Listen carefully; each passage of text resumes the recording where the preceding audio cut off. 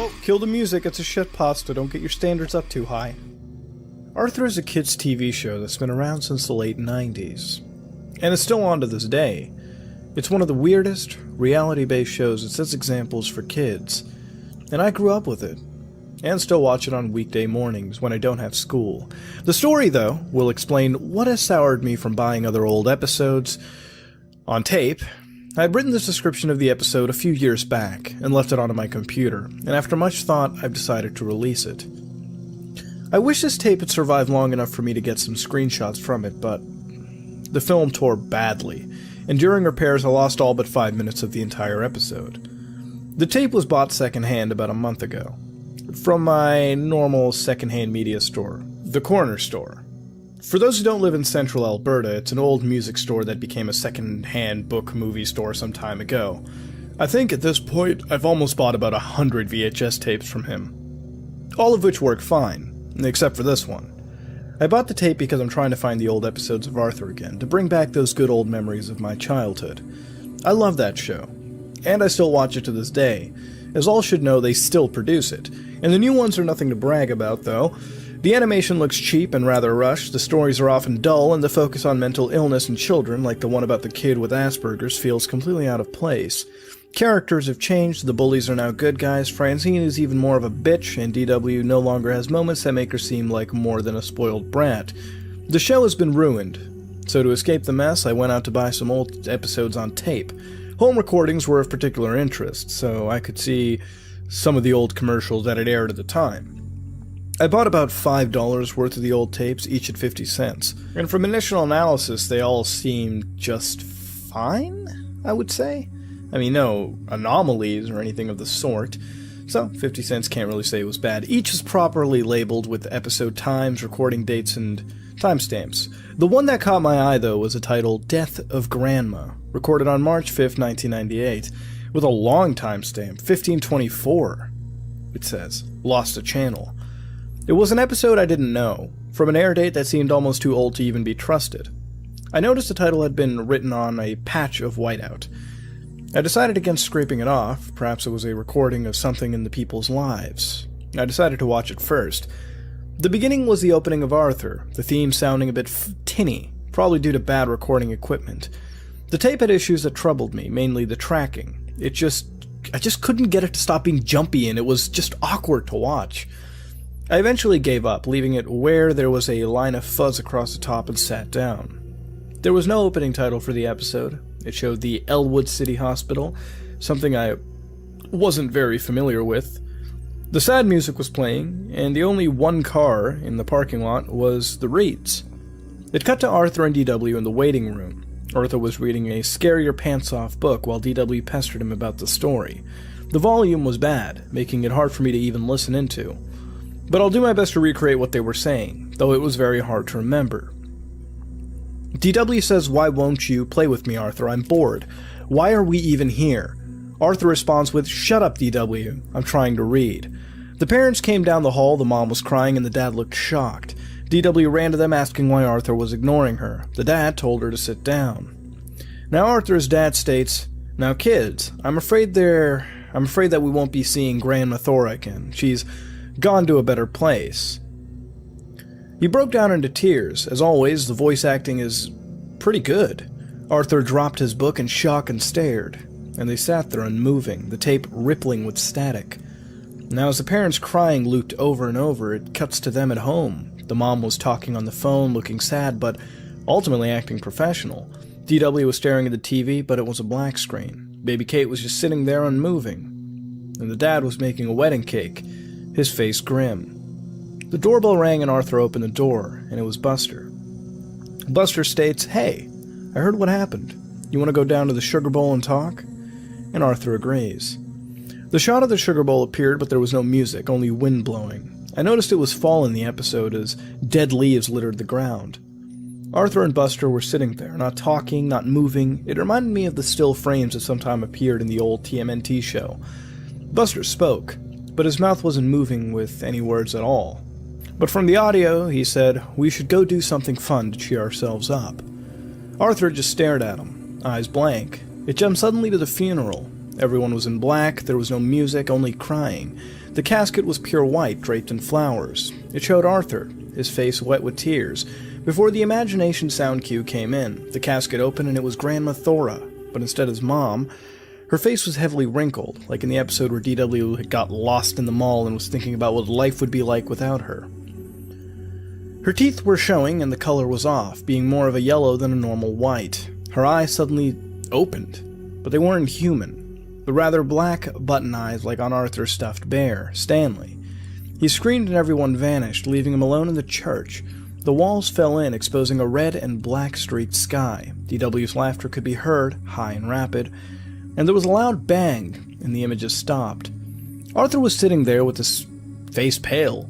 His mom was whispering something to Dad, DW was crying, and they were walking into a single file line to the coffin. As Arthur grew closer, you could hear the buzzing of flies. He swallowed and wiped his eyes. The coffin lid was open. He looked in and there was a shot of his face. He was enraged. There was a flash of white, and the sound was gone for a moment. Suddenly they were in the car again. The episode ends. As for the commercials, they weren't anything amazing, just some ads for Chick-fil-A and KSPS. The next part did have a title, Recovery. It was written on a plain white background. I could hear DW screaming, like when Arthur punched her. Before the episode started up, the family was at home. It seemed a continuation of the previous part. DW was in a room, solemnly playing with her dolls. The parents were reminiscing over pictures, and Arthur was in his room. When Pal came in and started barking at him, wanting to play, Arthur got up and kicked the dog. He kept kicking him, the soundtrack now consisting of Pal's yelps. Before slamming his door shut, Kate started crying. Arthur gritted his teeth and the scene faded out. The next scene showed that it was nighttime as Arthur crept out of his room with his backpack on his shoulder. He walked past Pal, who whined and drew away, before grabbing his coat and sneaking out.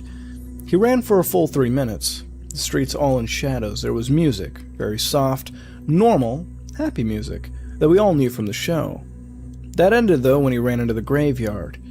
He stopped at his grandma's grave, staring at it. There was an owl hooting sound, and he started digging, crying out in pain as he did. His bare hands were soon slicked in dark red blood, and he stopped, finding the coffin. He was crying now. The coffin opened and Arthur was inside it. His eyes were closed and his glasses were shattered. His family gathered round, staring down and crying. Kate was screaming, and for whatever reason, DW threw Pal into the open grave. Although his body wasn't moving, there was a still of him running. The screen went black and there was a low sound that rose to a high chatter. It was the Tibbles laughing. The grave started to spin in empty space, opening and sucking the world into it. And I could hear DW yelling, "Kate did it," over and over again, mixed with Pal's cries of pain. Stanley appeared, spiraling down through the blackness. His head tore off, and the cartoony organs in the episode where Arthur cut his knee started trailing out from his body. There was a series of loud thuds, and it showed Arthur again, sitting there, in the sugar bowl. Buster was unmoving on the floor beside the booth, his eyes gone. The red socket starting to stream blood, and Arthur screamed in rage. There was a few white flashes, and it showed him in prison, wearing the black and white clothing the show always used. His face covered in the scars they showed on bad guys sometimes. His last words were louder than the other speech clips. "I killed them all. I beat out Kate's brains and stabbed DW. I killed my dog. My parents ate poison, but I didn't do it. She did it. Thora did it. She made me kill them." It went to the credits and it was the normal, cheery music. Stunned, I went to rewind the tape to see if what I just saw was real or if it was a dream. When I tried to rewind the video, the tape seized up. So I took the tape and opened it. The film had split an inch from one reel all the way down to a few inches from the other one. Either I had just witnessed one of the worst things to ever be associated with a children's cartoon, or I'm just off my nut. I'll never know. I remember it pretty well, though, suggesting it was real. If this was made by some sick fuck as a joke, I gave them a thumbs up on making something that seemed so real, like as if it was actually part of the series. After all, the video was never cut out, like it said on the tape, unless it had on what had originally been recorded. But now that I think about it, since the show covers very real topics, could it have been a real episode? They only aired once? They did one on DW's bird dying, but never one on abuse or anything. If it was really an episode, and I almost hope it is, I'm intrigued and I really want to see it again. to prove to myself that I'm not going mad.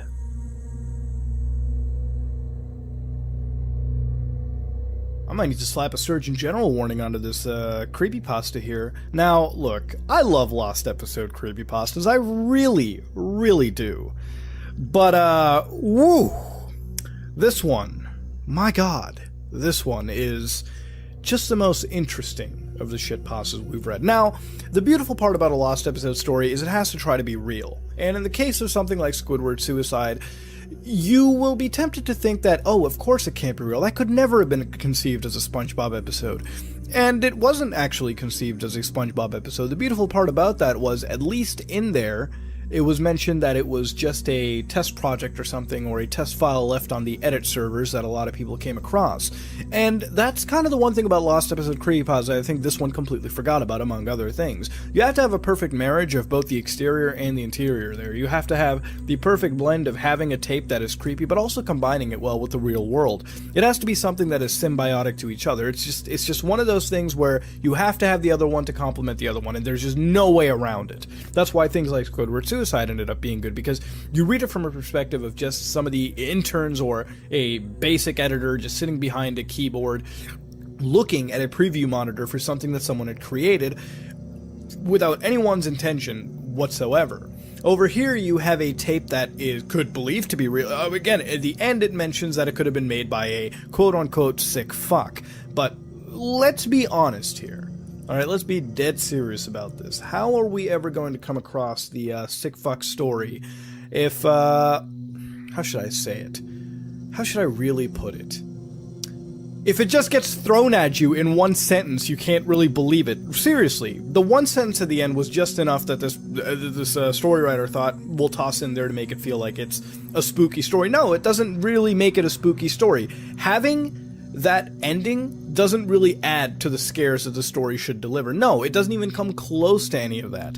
What you have over here is a story that basically gives you a tape that almost has no sense of existing. Sure, it sounds creepy, but if you watch the show Arthur, which is a kid-centric show, and it's a show that I personally grew up with, I really enjoy the show, and of course I still watch it to this day whenever I can see it air on television, as rarely as I watch TV to begin with.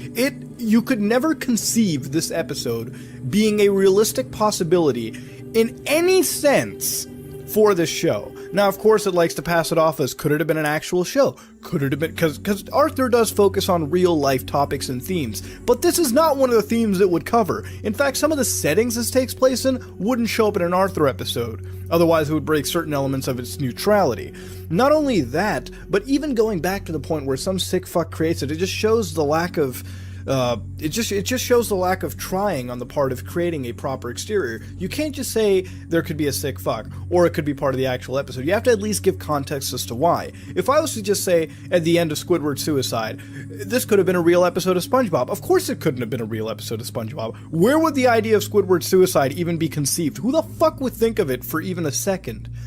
But over here you have a story which, again, brings out that here we have Arthur, a kid show, suddenly talking on the topic of death, covering not only death, but the idea of Arthur basically going mental and killing off other people, just for Grand Mathora. It doesn't make any sense. Even the dialogue that is peppered in through from the actual show doesn't make sense into the context of the show given. It just doesn't add up.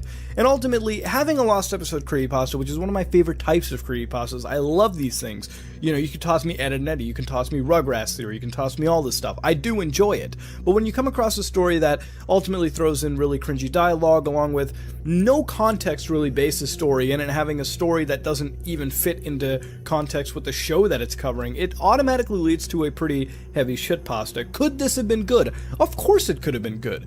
This is touching upon a show that's not only for kids, but a show that covers serious concepts. You can make a story like this, but you have to make it in the sense that you have to not only create a plausible scenario for this to exist, but actually create a possible episode to exist. Something that you could definitely picture the writing, animation staff behind the show, or someone within that staff, to possibly create. It's one of those things that are perfect. It's when a Lost Episode creepypasta talks about the beta version or storyboarded versions of a tape. That makes sense, because sometimes in a storyboard some weird shit can escalate, but not a finished tape like this. Well, I shouldn't say finished tape, but a near finished tape like this would never really fly. But I guess I'm analyzing this too much to an extent. It is a shit pasta after all, and as always, I do like to ask you what you thought of this shit pasta. Do you think it meets the shit pasta standard? Because I definitely do, but again, everyone has their own standard, so I'd like to ask you. And I just haven't done a shit pasta in a while, so if you like what you saw, please like, comment, and subscribe. Dislike if you dislike it. Let me know what you would change to make this better, and how shitty do you think it is. This has been another episode of Shit Pastas, part of Haunted Gaming. If you like what you saw, please like, comment, and subscribe. Dislike it if you dislike it. I am out.